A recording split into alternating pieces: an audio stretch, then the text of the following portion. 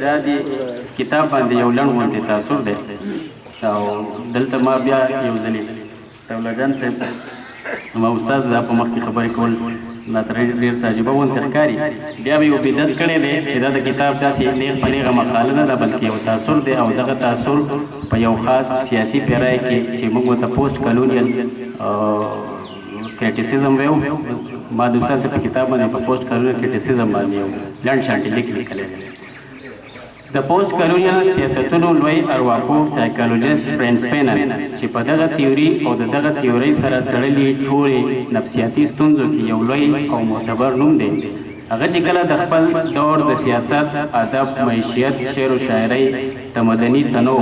د ژوند د الغاو تلغاو په شان بحثونو له منطقي نتیجې کتلې نو د خپل وطن د رواني حالاتو او ورسره د رواني ناروغو بیلګې د ځان دپاره د پیرامیټر ټاکلې وې دا دی زه چې د ښاغلي افسر سبزي صاحب د شاعرۍ په کتاب تبصرې لیکم نو غوره ګڼم چې د پوسټ کالونیل دور دغه پیرامیټر راواخلم او د دې د شعر پرې وسنجوم تاسو راسره اوسئ اولنی منظر یو منظر دی د کال 2014 د جنورۍ د میاشتې 18مه نیټه ده مازدیګر تیر دی د ماښام تر وږمې راخورې شوي دي زه د شانګلې په لاره سوات ته روان یم د شانګلې د ماښامي منظر سپینو واورو لا ښایسته کړی دی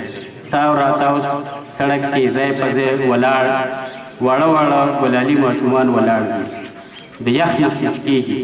د چا په وړو وړو چاچو کې املوکان دي د چا سره دنداسه ده د چا سره د لیکپو واړه واړه ګیډې لږ وړاندې یو ماشومه چې عمر به اله د 8-9 کالو و نیغه د ګاډي مخې ته ودرېده ما وې بچوړیا ولې وې دا چرګه خرڅوم د اګۍ هم اچي مور مې بیماره ده سبا یې سوات ته علاج نه بوځو پیسې نشته ما وې ګل مې دا خو به دومره پیسې ونه کړي علاج خو بلا ګران وي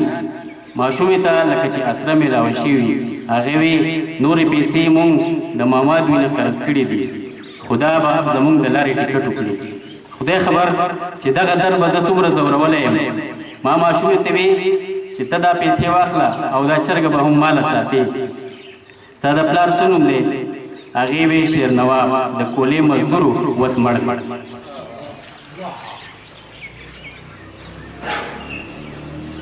دویم منظر دا منظر یو عام شان ورځ ده زه د معمول مطابق په هسپتال کې ناست مریضان معاینه کوم ما ته مخامخ یو نری نروشکي ماشومه پلار په ډېره ګرانه په کرسۍ کېنوله ما وې بچیا ستا څه نوم دی ماشومې خبرې نه شوې کولی ورسره راغلي کاکا وې د دې نوم زرمینه دی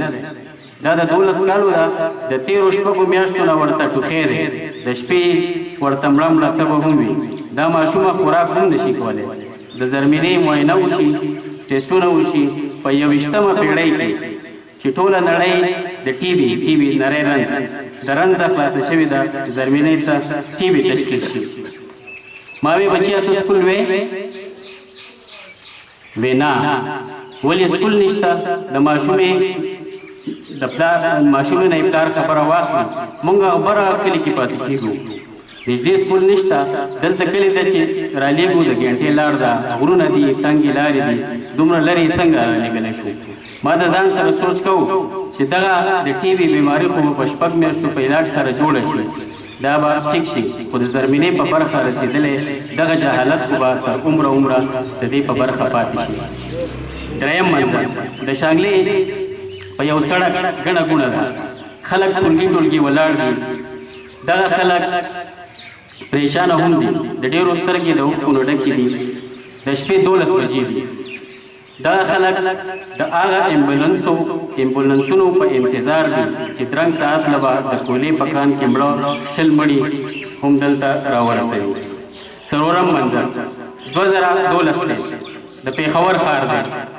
دا مینه بازار دی ژوند لکه د نور کله په شان روان دی ماشومان زنانه پیغلې سړي هلکان په دغه بازار کې د ژوند د ضرورتونو په تکل راوتي دي دې کې ډز شي لوګي شي بارود والوزي وخې وینې په هوا کې والوزي او بیا د مړو شمېر تر 80 پورې ورسي دغه 80 انسانان نه وي بلکې دغه 80 کورنۍ وي پنځم منظر د یو شور سره په کور خلک کټ په اوږه رادننه شي د یو شور سره په کور خلک د کټ په اوږه رادننه شي یوه مور چې په چغو د کټ خواته راشي د خپل ورک شوي زوی په لیدو سمه خوشحاله شي که څه هم د هغې ورک شوی زوی مړ وي خس خس وي خو د لسو کالو د بېدرکه شوي یا د مسنګ پرسن موندل هم وړه خبره خو نه ده مور د خپل ورک شوي زوی مړي ته هم د خوشحالۍ نه په جامو کې نه ځایږي او داسې په سوونو زرګونو منظرونه دي او د دغه منظرونو په وطن کې د ټولنې د ټولو نه اساس انسان شاعر ژوند کوي په دغه منظرونو کې زموږ شاعر محمد افسر یوسفزی دا د 30 کاله شاعري وکړه دغه منظرونه ټول عمر ساندي زیږولي وي خو د شاعر کمال دا وي چې دغه ساندي سندره کړي یو داسې سندره چې هغه په خپل ذات کې د دغه ټول درد رانغښتی هم وي او د دغه درد منظر یو پوره تاریخ هم وي او یو پټلې حواله هم وي ځکه چې شعر او سندره د تاریخ نه زیاته معتبره حواله وي یو مورخ خو نیغ تاریخ کتاب ته سپارلی شي خو د شاعر کمال دا هم وي چې هغه ورسره درد او سوز هم راونغاړي چې د راتلونکي وختونو او نسلونو دپاره د تاریخ نه زیاته معتبره حواله وګڼلی شي ښاغلی افسر یوسفزی د یو داسې وطن شعریت لري چېرته چې هغه د خپل تخلیقي ژوند پوره 30 کاله د دغه کرب د اذیته لمحه لمحه قتل شوی چېرته چې هغه خپل هویت شناخت پېژنګلو ژبه کلتور په یو نوي کاسموپولیټن بیانیه کې ورک کړي دي د دغه منظرونو په درد کې هغه خپلې ساندې په یو سندریزه فضا کې داسې جاړي وخت رانه تېر دی زور وکېږو په ځان پویه نه یو وخت رانه تېر دی زور وکېږو په ځان پویه نه یو څو به په دې اور کې سوځېږو په ځان پویه نه یو او لار د غلطه منزل لرې پاتې کېږو ورونو لار د غلطه منزل لرې پاتې کېږي ورونو څو به په دې لاره تېرېږو په ځان پویه نه یو د ګلورین سوات ناورین چې د ښکلاګانو په جنت لمبې بلېدې فکرونه د جمود بیړۍ په خو شخ پخ ولاړو سرونه پرې کېدل د طالب او مطلوب په دغه لوبه کې د افسر یوسفزي د وطن خلک تاله ترغه شو څوک دا چا دا ولې دا سله بلا خولې او بلا سوالونه خو دغه سوالونه لا اوس هم حل طلب دي ښاغلی افسر یوسفزي د دغه سوالونو جوابونه تاریخ ته داسې سپارلي دي ای ظالمه ستا د لاسه په هر کور کې واویلا ده ګیر چاپېره سرې لمبې دي منځ کې ګیره پښتونخوا ده تا د خپله لاسه پرې کړل سټوکي د خپلو وروڼو عظمتونه دي تار تار کړل په هر کور د خپلو لوڼو تا جوړ کړی پرې وحشت دی د سوات سیمه کربلا ده ای ظالمه ستا د لاسه په هر کور کې واویلا ده وړاندې هم د دغه نظم یو بل ډېر معناخیز بند دی ای بېرحمه تور خماره ای بے رحمه تور خماره شرافت پتا کې نشته د نمرود د شمر پلاره هیڅ غیرت پتا کې نشته اندازه دې داسې ښکاري اوس راغلی د قضا ده ای ظالمه ستا د لاسه په هر کور کې واویلا ده د پرنس پینن درویا